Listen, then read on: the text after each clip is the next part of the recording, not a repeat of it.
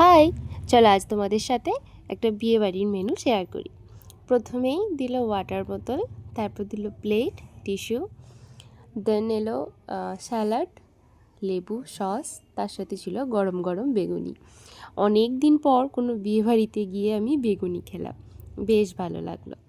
তারপর দিল fried rice, তার সাথে ছিল চানা পনির। মূলত ফ্রায়েড রাইসের সাথে সকলে আমরা চিলি চিকেনটাই খেয়ে থাকি, তবে আজকে চানা পনিরটা খেতে ফ্রায়েড রাইসের সাথে বেশ অন্যরকম লাগলো। তারপর দিল সাদা ভাত, তার সাথে ঘন মুগের ডাল। তারপর দিল নবরত্ন। আবারও বলি, কোনো বিয়েবাড়িতে রাতের মেনুতে নবরত্নটা বেশ অনেক দিন পর খেলাম, ভালোও লাগলো খেতে। তারপর দিল ফুলকপি চিংড়ি। শীতকালের বিয়েবাড়ি, তাতে ফুলকপির কোনো আইটেম থাকবে না, এটা যেন অপরাধ বলে মনে হয়, তাই না? তো এটাও বেশ ভালো হয়েছিল। তারপর দিল আজকের শো স্টপার চিকেন কষা।